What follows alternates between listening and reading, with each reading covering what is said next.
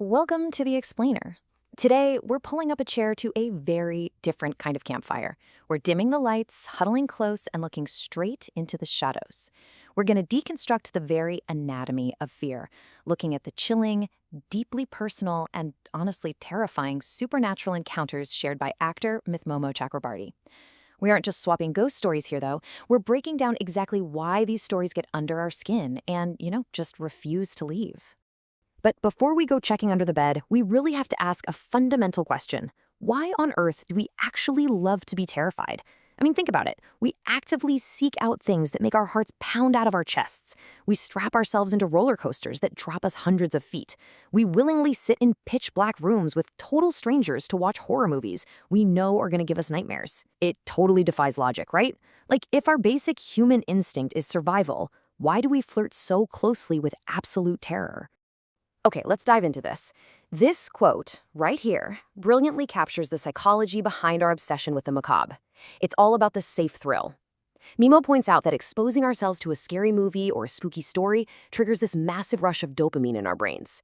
We get all the biological excitement of being in mortal danger, but with the comforting underlying knowledge that, hey, we're actually completely safe. It's like we want to peek through the window of a haunted house, but we definitely, absolutely don't want to lock the door behind us. So, to really understand our adult fears, we gotta trace them back to their roots. Section 1. Childhood Tales of Terror. For most of us, our relationship with the unknown kicks off with the stories passed down by our elders, right? Those hushed warnings about what happens when you wander just a little too far into the dark. These aren't just harmless bedtime stories. They're literally our very first blueprints of terror. Mimoh actually recounts these chilling stories his grandfather told him about a spirit in their ancestral village. And notice the vivid, unsettling details here. It wasn't just some generic ghost floating around. It was a woman sitting in a tree at midnight. Her face was completely hidden by this curtain of hair. Her feet were inverted, meaning she walked backward, all while letting out this deeply unnerving laugh. The specificity here is what makes it so bone-chilling. It takes the abstract concept of death and gives it this twisted, physically impossible form that a kid's imagination just can't help but picture. And then, of course, there are the auditory fears. This quote perfectly describes his mother's experiences living on the top floor of an old building in Mumbai's 7 Bungalows area.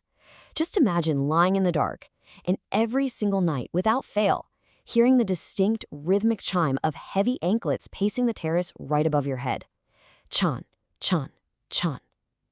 It's family lore exactly like this that builds the foundation of our fears.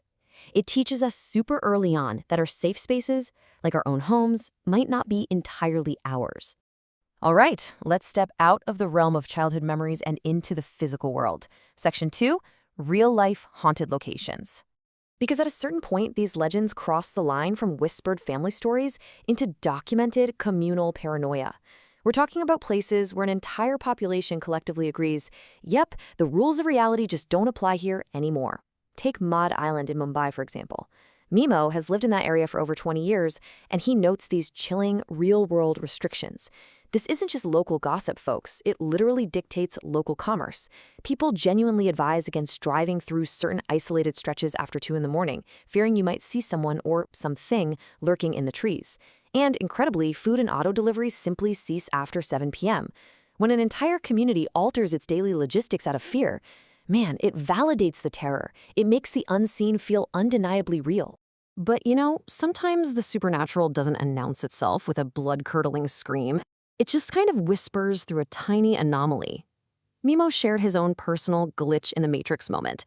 He was driving down this heavily isolated Naval Brigade road, a route he'd taken thousands of times without a single issue, and he witnessed a simple, empty Coke can roll across the street. The terrifying part? It was a hot, totally still summer night, and the can was moving deliberately against what little breeze there was. I know it's an insignificant object, but in that specific context, it completely shatters your sense of environmental safety. Let's move on and see how this builds into something even more intense.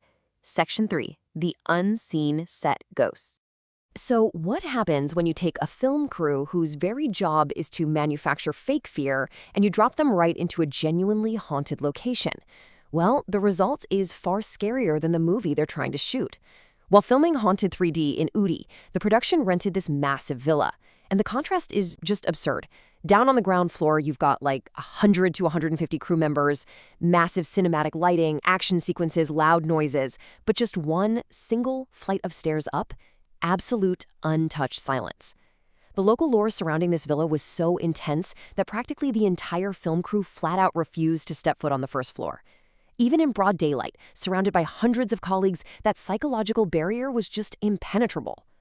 Now, you might be wondering, why did they all stay downstairs? Honestly, it comes down to basic biology. Our brain is this beautiful, highly tuned survival machine. When you enter a space that just feels overwhelmingly wrong, your subconscious picks up on subtle cues or negative energies long before your conscious mind can even process them. It triggers your fight or flight response. So the crew standing at the bottom of those stairs wasn't just reacting to a spooky story. Their bodies were literally screaming at them that walking up to the first floor was a direct threat to their survival. But what happens when the haunted house isn't a physical place you can avoid, but your own brain? Section 4. Terrors of the Mind. See, we can run away from a spooky forest or just refuse to go up a creepy staircase, but we cannot run away from our own subconscious. And that is where the most paralyzing fears actually reside. And this brilliantly illustrates that internal trap. Tracing this agonizing 10-second episode of sleep paralysis Mimoh experienced, you realize that inside the mind, 10 seconds is an absolute eternity. In the first second, his conscious mind wakes up and realizes he's dreaming. By second 3, he's desperately commanding his body to move, but he is completely paralyzed. Then, at second 5, the true horror sets in. He sees a dark entity, a woman, just standing there in his room, laughing at his helplessness. When he finally snaps awake at second 10, the terror isn't fading, it's peaking. It is the ultimate loss of control. And this internal communication often takes the form of repetitive nightmares. Mimoh shared a childhood dream that basically played on a loop, robbers breaking into his home while he fruitlessly tried to wake his parents up. In psychology, a repetitive dream isn't just random static. It's a blaring alarm bell. It's your subconscious desperately warning you of unresolved emotions, unfinished business, or a feeling of deep insecurity that you're just refusing to confront while you're awake. Your mind will literally use terrifying imagery to force you to pay attention. So with threats coming at us from both the physical world and our own minds, how do we survive? Let's get into Section 5, warding off evil. Throughout history, human cultures have developed these fascinating mechanisms to fight back against the unseen. And they aren't just silly superstitions, they are brilliant psychological shields. Let's look at one of the most common cultural protections out there, the kalatika. It's a simple black dot, usually applied behind a child's ear or right on their forehead. For generations, it's been used to ward off the evil eye and protect the innocent from malicious spirits or negative energy. But the underlying reasoning for why it supposedly works, that is absolutely fascinating. The logic here is known as the flaw strategy. The idea is that evil forces are naturally attracted to perfection, to pure beauty and pure innocence. So if a child is deemed perfectly flawless, they become a prime target for malevolent energy looking to ruin something beautiful. The kalatika creates an intentional, artificial imperfection. It basically acts as a decoy. When the evil entity looks at the child and sees this glaring flaw, it assumes the child is already ruined, totally loses interest, and just moves on. It's literally a psychological trick played against the supernatural. And we see these decoys everywhere, across so many different cultures. People recite the Hanuman Chalisa or verses from the Quran because they firmly believe malicious entities are terrified of holy frequencies and words of pure good. In places like Tamil Nadu, builders will hang these terrifying demon masks right on the front of beautiful brand new houses. The logic is exactly the same as the Kalateka. When a demon approaches to curse the new home, it sees a far scarier demon face already hanging there, assumes the territory is claimed, and leaves. We're literally using fear to fight fear. So, the crucial point is this. After exploring all these entities, curses, and haunted locations, where does the true danger actually lie? Well, in Mimoh's view, ghosts are just tragic echoes, spirits stuck in an unending loop of unresolved emotions and unfinished business. Sure, they might be spooky, but their motives are almost always tethered to their past. Humans, on the other hand, we are capable of unpredictable, calculated, real-world malice right here in the present. Which brings us to this incredibly powerful realization from Mimoh.